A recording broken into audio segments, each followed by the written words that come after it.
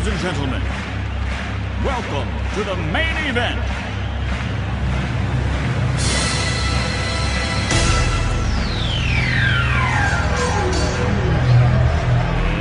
Let's get ready to rumble!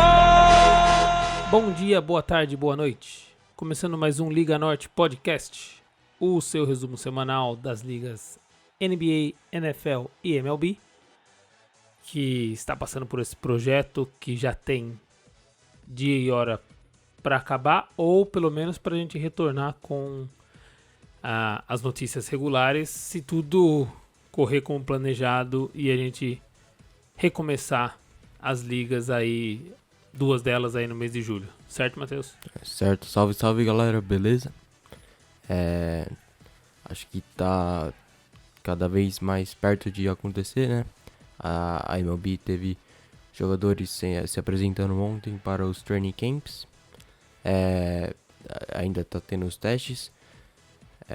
Alguns já falaram que não vão jogar. O Ian Desmond do Rockies pôs um post no Instagram bem longo, explicando todos os motivos dele e que agora, nesse momento, ele tem que estar em casa com os filhos dele, porque por causa de tudo que está acontecendo, não só do vírus e também dos civil rights, né, dos protestos que estão acontecendo aqui nos Estados Unidos. Então, ele falou que não vai jogar. Ele foi o maior aí que já anunciou isso. Ainda tá pra ver se vai ter outros jogadores que vão seguir o exemplo dele. E a NBA já tá tudo preparando lá. Eles já estão preparando tudo lá em Orlando. Algumas quadras já estão prontas. Já saiu fotos da quadra do Heat e a quadra do Pacers. As duas estão prontas num salão e pelo jeito vai caber mais duas quadras do mesmo salão. Vai dar 4 times treinando em um salão só. Provavelmente em horários diferentes, né? Para manter distanciamento social, mas cabe 4 quadras em apenas um salão. Isso é meio loucura, né? Porque o salão é para eventos. Nunca se imaginou que ia pôr quadra de basquete lá, tamanho oficial, nada. Então, fica aí.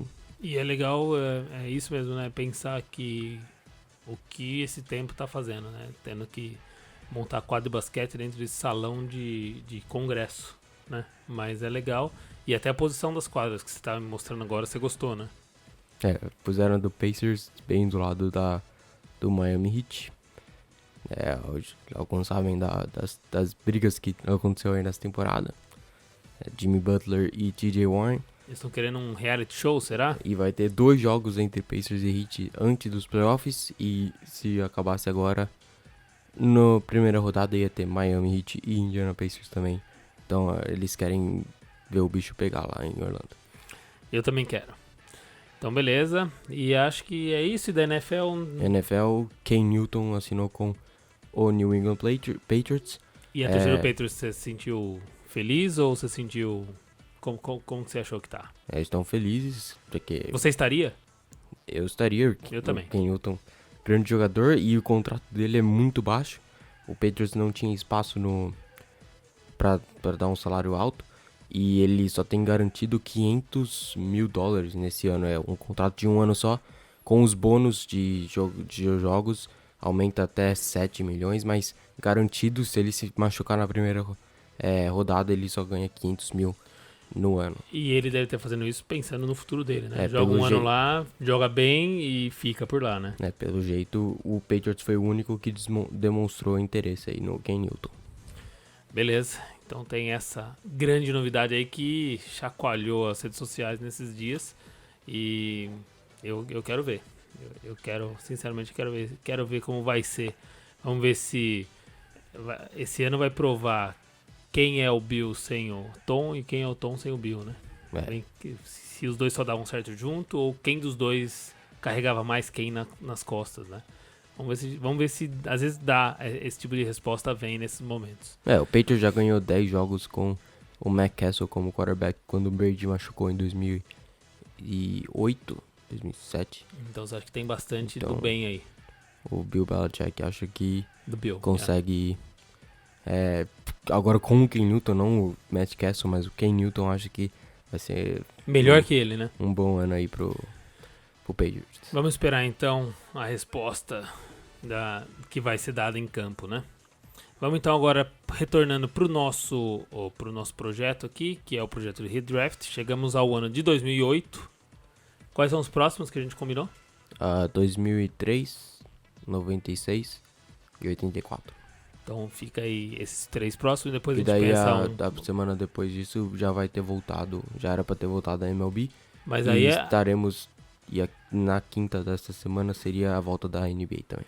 Mas aí a intenção é que num curto prazo a gente já emende 2 por semana com algum projeto paralelo, né? Pensando em alguma ideia. Até lá tem tempo pra gente pensar em um próximo, como foi esse redraft, pensar alguma coisa diferente e fazer alguma coisa especial. Sim. Certo? Certo. Então tá bom. Vamos então lá para o ano de 2008, no dia 26 de junho, no Madison Square Garden.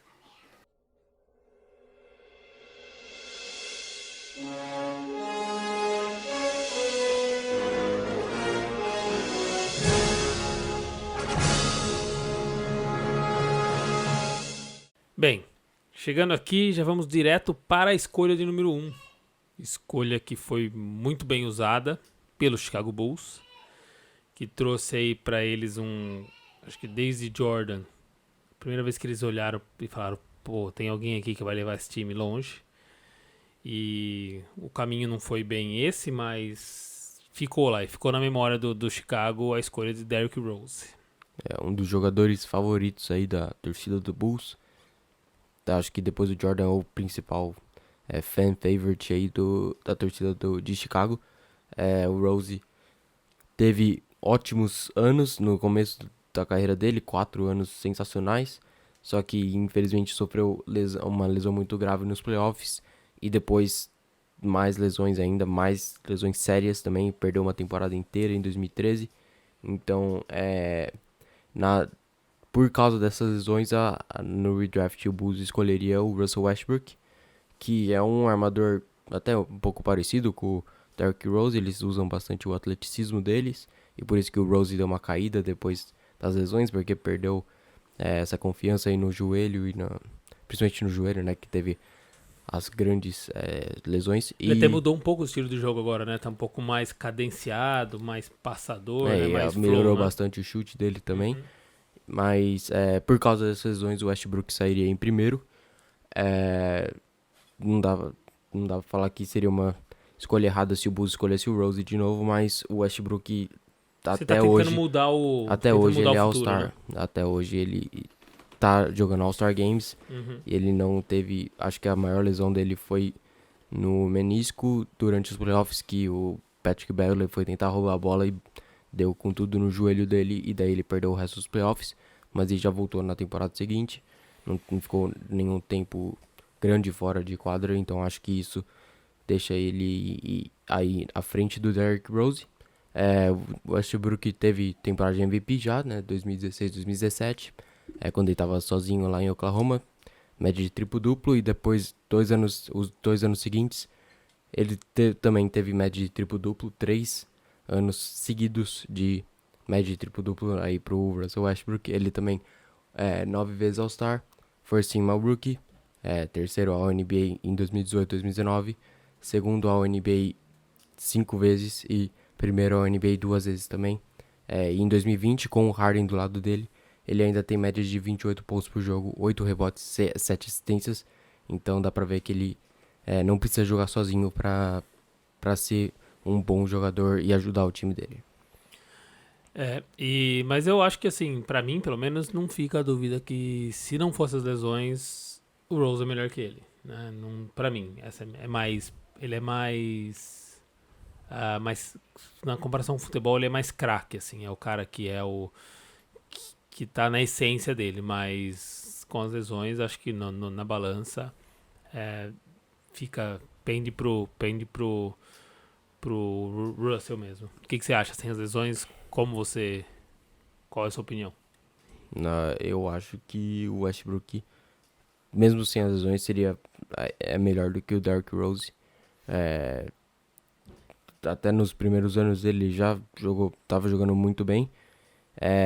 Foi All-Star a primeira vez em 2011, só com 3 anos de NBA, já foi All-Star.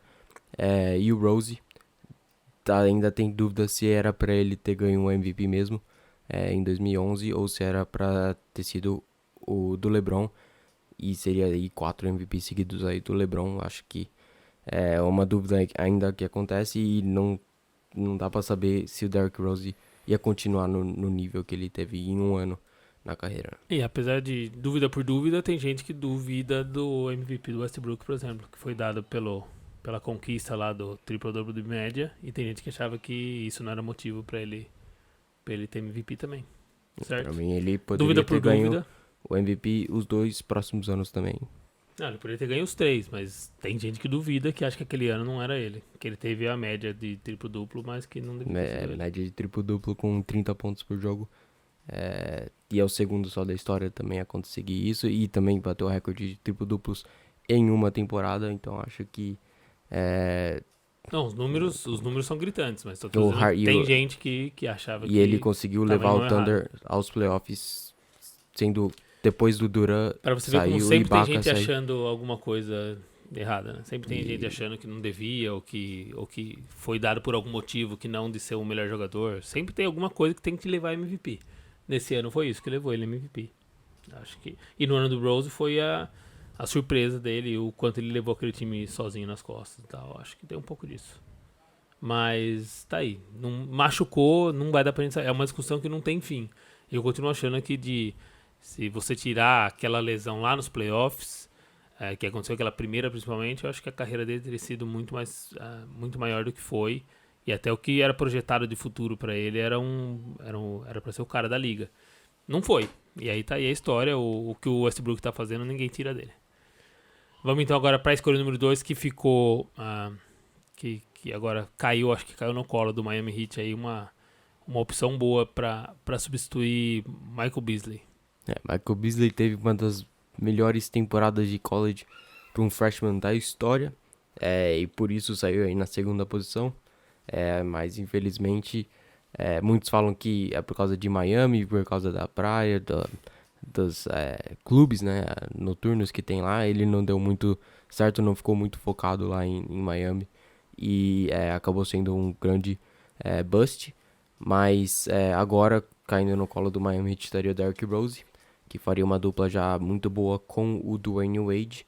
E é interessante que em 2010, o ano da free agency do LeBron, Wade e Chris Bosh, o Bulls quase conseguiu completar um Big Four com Rose, Wade, LeBron e Bosh. O Bosh já tinha falado sim, o Wade já tinha posto uma camisa do Bulls e tinha falado algum Até dia. pela relação dele, né? Algum dia, e só faltou o LeBron aceitar, e faltou o Bulls também conseguir uma troca pro Luol Deng para conseguir caber os 3 contratos, porque o Rose ainda estava no contrato de rookie, o Joakim Noah também, então eles estavam ganhando bem pouco comparado aos outros 3 e daria para formar aí um quinteto titular com com o Rose, Noah e o Big Three de Miami. E agora o Rose iria para Miami e talvez formaria o Big Four em Miami com o Bosh, o LeBron e o Dwayne Wade em 2010. E ele já montaria uma dupla sensacional com o Wade nos seus primeiros anos. Será que o LeBron também não quis ir por ele estar tentando trilhar o caminho dele? Ele não quis ir pra onde o Michael Jordan trilhou dele? Não tem um pouco disso? Pelo jeito ele não quis ir porque quem tava recrutando ele era o Joakim Noah, não o Derrick Rose. E o LeBron não tem um histórico muito bom jogando contra o Joakim Noah, eles sempre saíram aí na briga. E ficou... a torcida do Bulls ainda desejava que o Rose fosse o cara que estaria ligando para o LeBron James, recrutando ele, e não o Noah, como o Draymond Green foi que recrutou o Kevin Durant. E o Draymond Green era um jogador zaço e o Warriors também era um time muito melhor do que o Bulls, então Isso faz deu diferença. certo pro Durant e não deu certo pro LeBron James com o Noah. Mas eu ainda acho que deve ter um temperinho aí. Acho que ele não queria escrever história exatamente onde o Jordan escreveu. Acho que até pra ele, pra marca dele. No final, eu acho que no final deu certo, né, a escolha dele, assim. Ele podia ter ganho mais, tal, aconteceu, mas toda a história dele, ele ter voltado lá pra Cleveland, ele ainda ter ganho um, acho que ele fez bem a escolha dele, certo? Certo. Vamos então para a escolha número 3 agora, a escolha do Minnesota Timberwolves, numa troca com os Grizzlies. A escolha inicial foi O.J. Mayo, de USC. O O.J. Mayo que até esse ano tava sem um college aí no feedback dele, porque USC, por problemas de pagar o meio para ir para lá e alguma coisa assim, tinha desassociado completamente dele e também do Reggie Bush na NFL. Dois jogadores que tiveram carreiras excelentes pela universidade, mas até o último mês eles não podiam dizer que eles eram de USC, mesmo com todos os vídeos lá. E acho que eles estão felizes agora que USC acabou isso e eles podem voltar a visitar o campus. E o Reggie Bush até pediu o troféu Heisman dele de volta, que tá lá em USC, e eles não deram pra ele, mas fica aí. Por que não deram pra ele? Porque teve todo o problema, e o USC perdeu o título nacional em 2005 por causa de contratação, pagar jogador? De dinheiro envolvido com o Reggie Bush, e daí o USC decidiu desassociar inteiro e tirou o Heisman dele, ficou lá em USC e ele já pediu de volta. Meio brincando, mas acho que ele quer sabe. Mesmo, né? Mas ele deve saber que talvez não seja possível. Então, beleza. E aí, qual que seria a nova escolha? O Minnesota escolheu o Mayo, mas já trocou no dia do draft com a quinta escolha com o Memphis Grizzlies. Então, a terceira escolha seria o cara que o Timberwolves saiu na noite do draft que seria o Kevin Love. Então, o Minnesota se deu bem nessa troca, porque ele saiu com o Kevin Love. E mais algumas escolhas de draft por ter dado a escolha mais alta para o Memphis Grizzlies. Então, na verdade, o que eles fizeram é melhor do que você está fazendo. Porque eles pegaram o Mayo e ainda ganharam o Kevin Love com algumas escolhas. Mas daí o Grizzlies... E agora você tá deixando ele só com o Kevin Love sem escolha. Porque o Grizzlies não iria fazer isso, né? Porque agora eles sabem do futuro. Então tá bom. E daí o Timberwolves sairia com o Love, e o Love fez toda a história dele em Minnesota, não tem muito o que mudar, porque seria o mesmo time, seria o mesmo jogador, seria o mesmo prime do jogador, liderar a liga em rebotes 2 anos seguidos, All-Star bastante tempo, second ao NBA, já foi second ao Rookie, e também ele foi Most Improved Player em 2010 e 2011, e depois saiu aí pro Cleveland Cavaliers e conquistou o título dele, e até hoje é um jogador muito bom. Infelizmente está no Cavaliers, que não briga por muita coisa, mas se ele fosse trocado por um time de playoffs, acho que ele ainda contribuiria bastante. O único problema é o seu salário, que ainda é muito alto e tem alguns anos de duração com o Cavaliers. Certo, então é uma mudança de história que não mudaria a história. Vamos então para agora na escolha número 4. A turma do Oklahoma deve estar um pouco triste, que perdeu o Westbrook. E o que sobra para eles? Sobrou o Brook Lopes. Esse draft do Oklahoma foi muito bom. Eles tinham escolhido o Duran no ano passado. E daí saiu com o Westbrook na quarta posição. E na 26ª, 27ª saiu com o Ibaka. E daí saiu com o Harden no draft seguinte. Então já montaram o Big Four deles em 3 drafts seguidos. Mas aí na quarta posição até poderia ter posto o Ibaka de novo. Mas eu acho que o Brook Lopes, principalmente ofensivamente, é um jogador melhor do que o Ibaka. O Ibaka teve os seus anos de toco lá, liderando a liga em toco, sendo all defense. Mas o Lopes também é um bom protetor de aro. Hoje no Milwaukee Bucks ele está mostrando isso. Da grande defesa do Bucks, a melhor da liga, e ele é um dos principais junto com o Giannis. Então acho que aí o Brook Lopes em Oklahoma, e seria o pivô que o Oklahoma nunca teve, né? O pivô do time era o Kendrick Perkins. Então acho que seria uma boa dupla aí pro Duran, sem ter o Westbrook disponível. E é um pivô moderno, né? O pivô chutador, né? Teve que virar moderno. Mas virou bem, né? Ele não tinha chutado nenhuma bola de 3 na carreira até 2014, 2015. Daí começou a treinar a bola de 3. E hoje é o melhor pivô chutando a bola de 3. E ele tem 7 pés, 7'1". Então eu acho que é muito difícil contestar o chute dele, porque ele chuta lá de cima. E aí tá ajudando bastante o ataque do Milwaukee Bucks. E ele também já foi All-Star no New Jersey Nets, né? Agora Brooklyn Nets. E ele é o maior cestinha da história. O maior cestinha da história do Nets na franquia inteira. Ele é o maior cestinha, mais pontos do que o Dr. J, do que o Jason Kidd.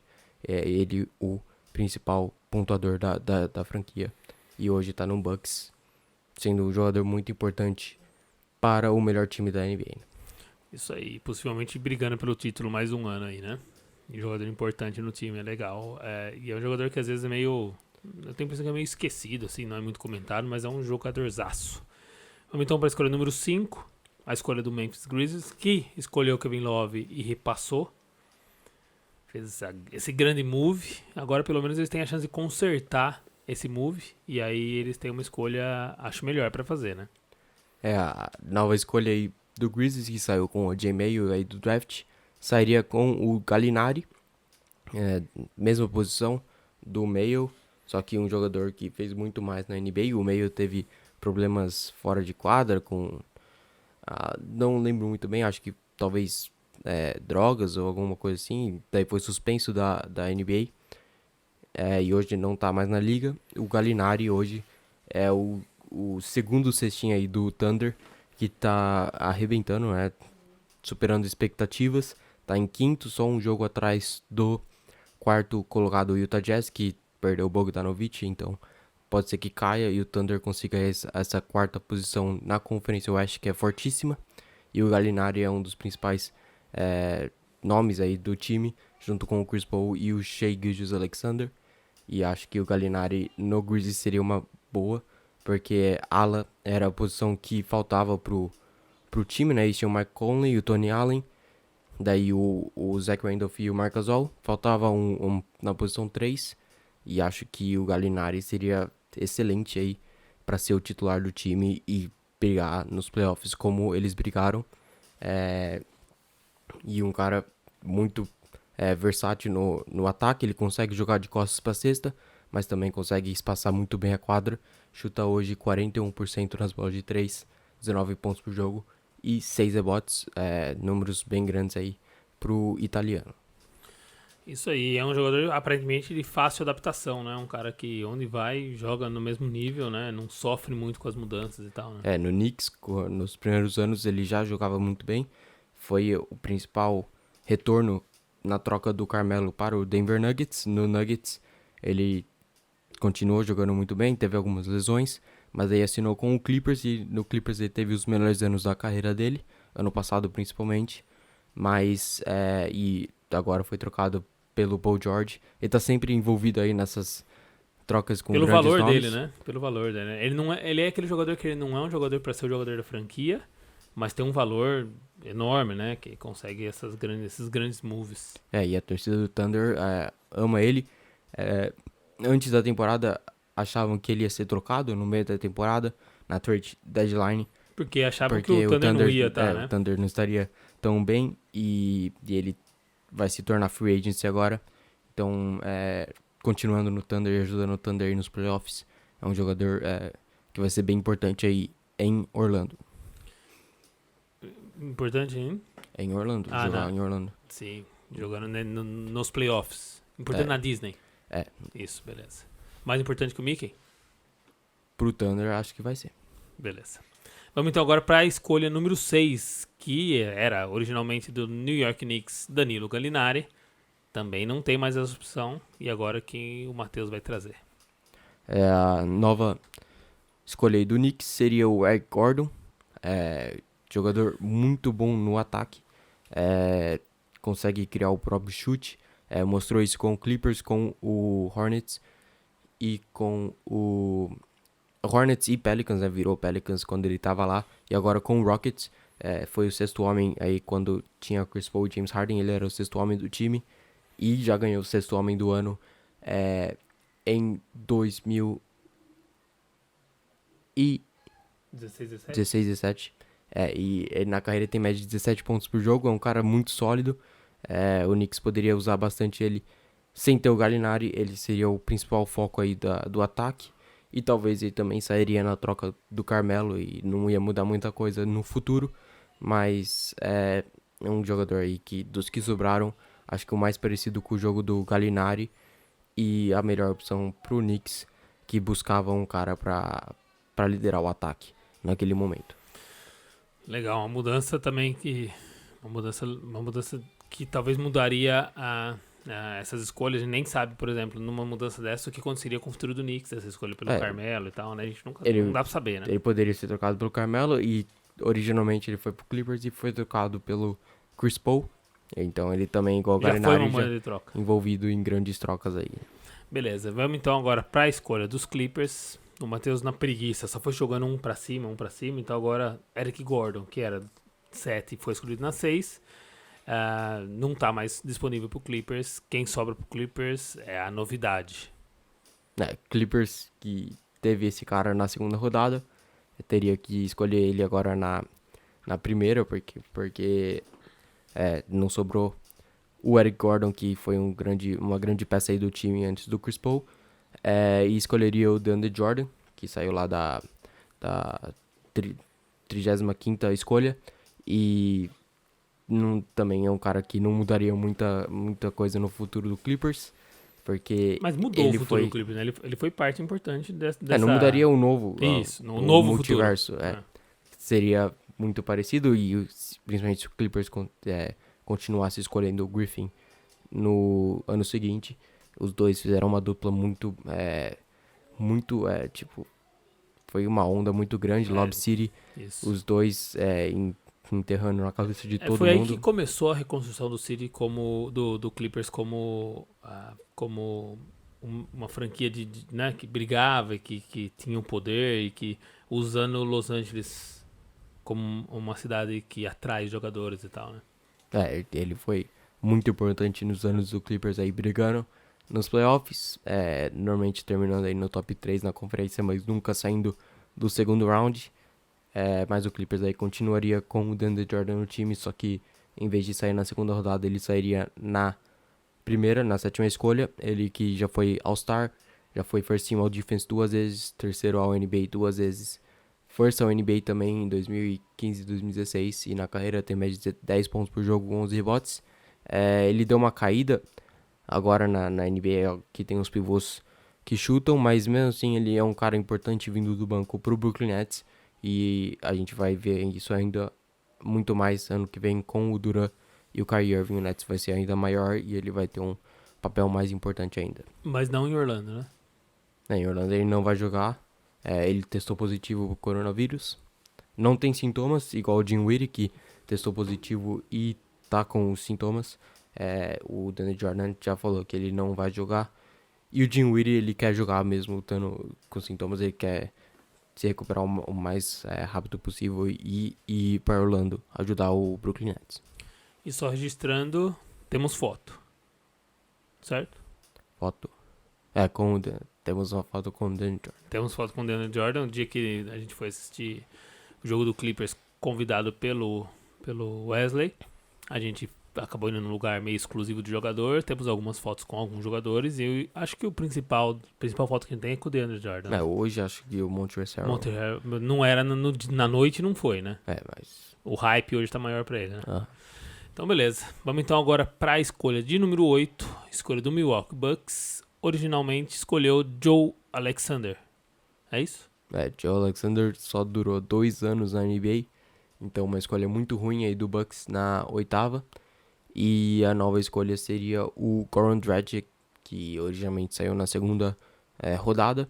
E um jogador sensacional, ele já foi Most Improved em 2013 e 2014. Já foi ao NBA, terceiro time, All-Star em 2018. Um cara muito inteligente no ataque, muito bom também em defesa. Ele ele não tira nada do time, ele só ajuda. E no ataque, um cara que consegue achar bem os companheiros, é muito bom passador. E na seleção eslovena, agora antes do Luka Doncic, ele era o cara da seleção e foi campeão europeu junto com o Doncic. É um cara sensacional e qualquer time que ele jogou, ele sempre contribuiu bastante.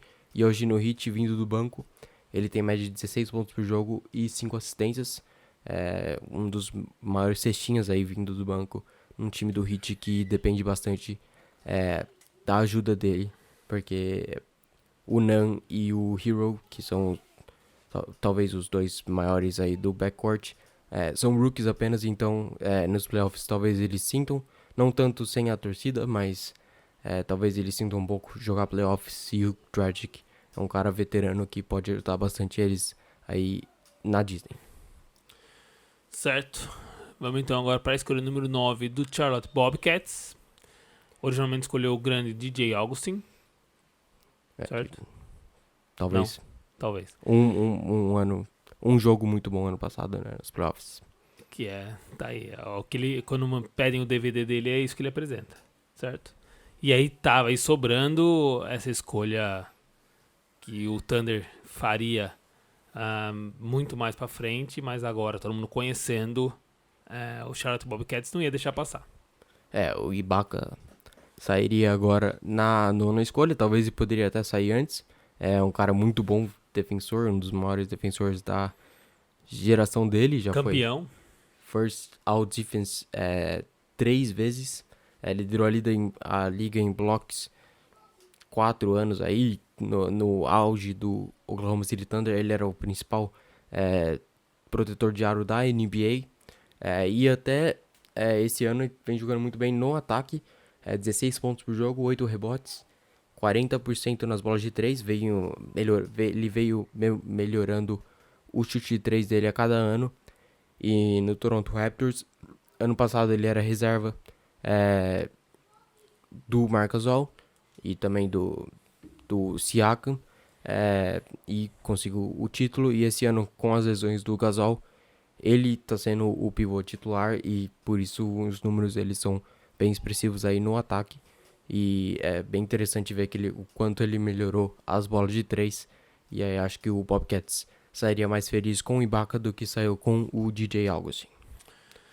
Certo, eu também acho. Vamos então agora para escolha número 10 do New Jersey Nets. Originalmente escolheu o Brook Lopes, que já não está mais disponível. Sobrando então Nicolas Batum. Uma grande escolha também. O Batum, que saiu originalmente depois do Ibaka, na posição 25. E o próximo jogador também saiu depois do Batum. Então os 3 seguidos agora, 9, 10, 11, saíram originalmente um depois do outro. E o Batum no New Jersey Nets, que não pode contar aí com o Brook Lopes, seria um bom jogador aí pro time que precisava de um cara aí para liderar o ataque. Ainda não tinha o Joe Johnson e nem o Deron Williams, então tava com carência no ataque. O Brook Lopes tomou esse posto, mas agora sem ele o Batum seria o principal jogador aí do time, um cara que teve uma carreira muito boa em Portland e hoje com as lesões em Charlotte ele não jogou muitos jogos e a torcida não gosta muito do contrato dele, pelo tanto que ele ajudou o time. Não foi muita coisa e o contrato dele é bem grande, e então ele é um pouco as pessoas não gostam muito dele atualmente, mas em Portland, no auge dele, um cara muito bom, sempre ajudando o time que fez estrago nos playoffs há alguns anos, com o Damian Lillard e o LaMarcus Aldridge. Então eu acho que aí na 10ª posição, para substituir o Brook Lopes, seria uma boa escolha aí pro New Jersey Nets. Certo. Então, mas pra mim a opinião foi só porque eu acho ele um bom jogador. Mas também é aquele jogador que talvez tenha feito mais pela seleção do que na NBA. Mas é um grande jogador na formação de um time, e acho um bom jogador. Em Portland ele era a terceira opção do time e era uma boa terceira opção. Vamos então agora pra escolha número 11, que normalmente quando o Matheus faz alguma mudança para tentar se beneficiar, eu tô achando que dessa vez ele só adiantou o futuro, é isso? Indiana Pacers originalmente tem escolhido Jared Bayless. faço ideia de quem seja. Não deve ser uma escolha muito bem... Ele teve alguns anos bons aí no Grizzlies. Mas aí no você Blazers. mudou isso para um futuro próximo. No Pacers ele não teve uma carreira nada boa. E a nova escolha seria o George Hill. Tentei aí livrar o Pacers da troca do Kawhi Leonard alguns anos depois. Já tendo o George Hill, não precisaria fazer a troca. E então ele saindo aí pro Paul Indiana George, Pacers. Leonard e Hill estariam no mesmo time. Infelizmente não teria o Roy Hibbert, que saiu... foi draftado pelo Raptors, só que foi trocado alguns dias depois do draft para o Indiana Pacers e foi um jogadorzaço pelo Pacers por alguns anos só. E infelizmente não sairia com o Roy Hibbert desse draft, mas o George Hill sairia já em 2008, não precisaria esperar 2011. E com isso, George Hill, Paul George, Kawhi Leonard, Lance Stephenson poderiam fazer um estrago bem grande aí nos playoffs futuramente. E o George Hill também é um bom armador. Hoje ele é reserva do Bucks, mas quando o Bledsoe tem aquelas noites que ele não consegue fazer nada no ataque, o Bucks chama o Hill, e o Hill vem ajudando bastante. Ele é o líder na NBA em porcentagem de 3 pontos com 48%, um número bem alto. Ele nunca foi esse cara excelente de 3, mas esse ano vindo do banco para o Bucks, o cara tá chutando porcentagens muito altas aí pro time do Milwaukee. E seria uma escolha aí pro Pacers que também não mudaria tanto o futuro, só mudaria aí a troca do Kawhi Leonard em 2011. Certo, então você só tentou garantir esse grande jogador não ter chance de perdê-lo, é isso? Vamos então para a escolha número 12 agora, a escolha do Sacramento Kings, que originalmente escolheu Jason Thompson, e agora vem uma outra por aí. Jason Thompson também não teve uma carreira muito longa na NBA, uma escolha ruim do Kings, e a nova seria o Roy Hibbert, que foi tirado pelo Raptors e depois, alguns dias depois, foi trocado para o Indiana Pacers, onde ele teve anos muito bons, principalmente em 2013, 2014, Mas 2012, 2013. Mas entre ele e o Hill, você preferiu o Hill? Só os dois disponíveis aí. É só ver em 2016 quem tava na NBA e quem não tava. O Roy Hibbert, infelizmente, não sei, ninguém sabe o que aconteceu com ele depois que ele foi pro Lakers. Assinou um contrato grande aí com o Los Angeles Lakers. Perdeu totalmente o interesse. Acho que isso aí já começou nos playoffs de 2014, na série contra o Atlanta Hawks. Ele, no primeiro round, ele deu uma caída muito grande. Ele tinha sido second all defense e também all-star 2 vezes já, e caiu bastante nesses playoffs, e depois disso foi só ladeira abaixo, e saiu da NBA em poucos anos depois, mesmo sendo all-star em 2014, em 2016 ele já não estava na NBA, e também acho que o jogo evoluiu muito rápido e ele não conseguiu acompanhar, sendo um pivô alto e meio lento aí pra NBA moderna. Meio lento. Meio. Durante um pequeno tempo eu achei ele o falso lento, mas aí depois ele assumiu essa alcunha e virou o lento. Certo? Ele sempre pareceu meio gordinho, meio tal, mas jogava muito. Sempre o auge dele foi jogou muito aí mesmo. No Carmelo Anthony. Talvez porque as pessoas achassem que ele não fosse chegar. Mas depois ele assumiu e aí ele virou o lento e aí carreira acabou. Vamos então agora para escolha de número 13 do Portland Trail Blazers. Escolheu Brandon Rush, de Kansas.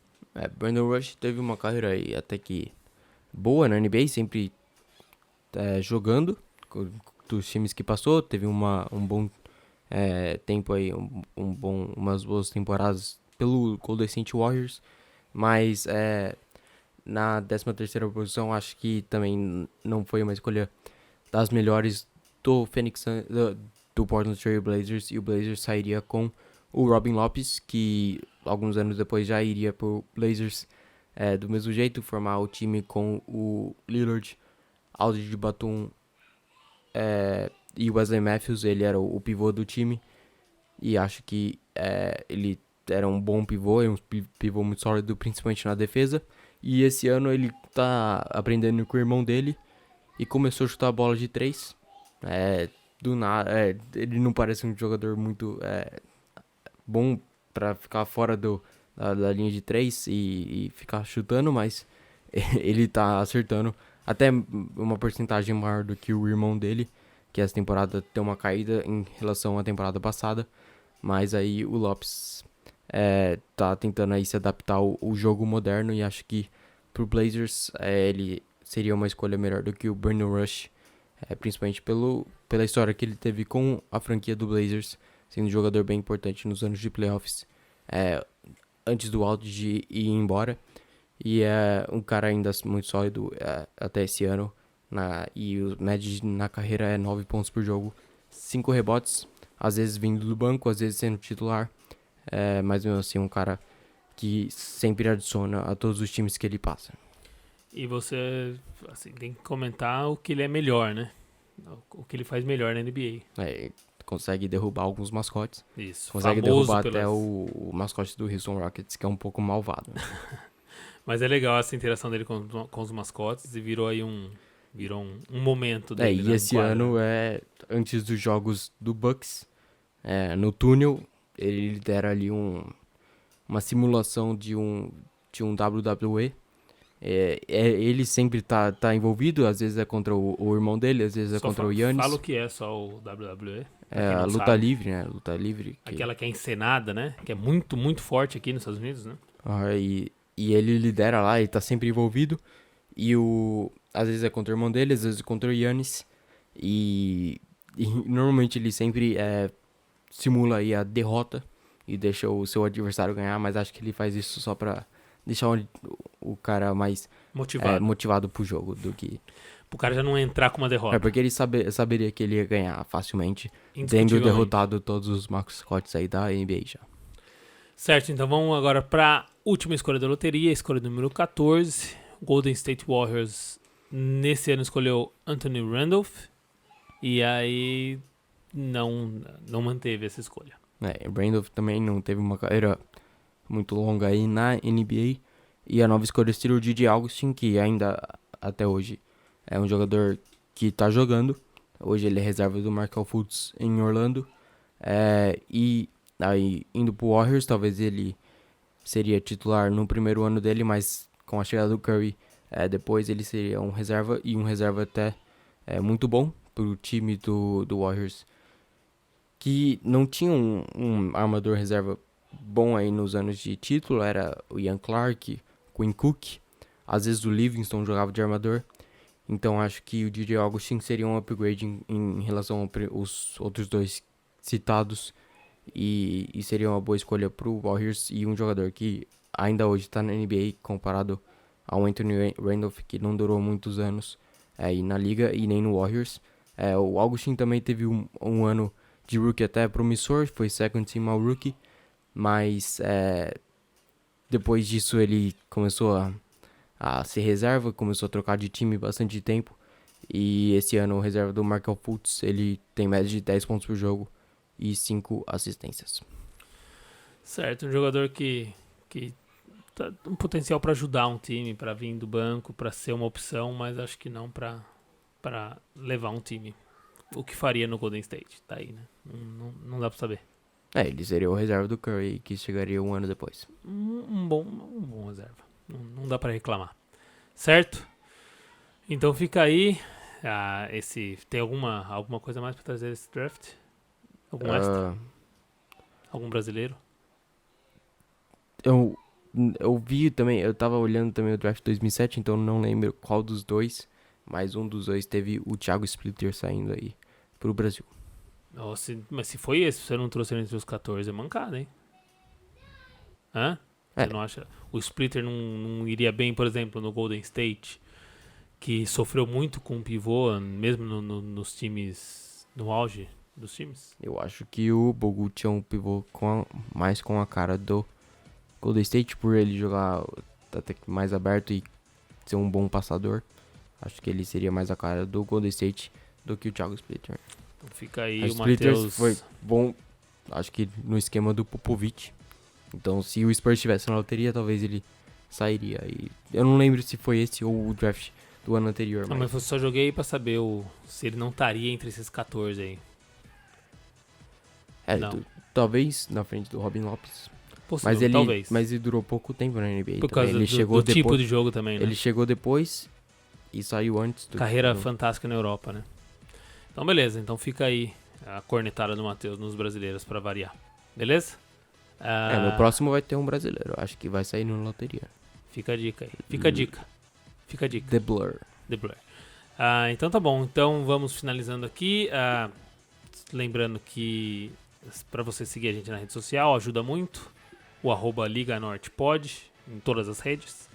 E Liga Norte Podcast em todos os agregadores que a gente conhece, pelo menos. A gente tá disponível aí, beleza? O site é o liganortepod.com e o e-mail é liganortepod@gmail.com. A gente tá de volta na semana que vem com o draft 2003. Um draft aí que o Matheus já deu um spoiler.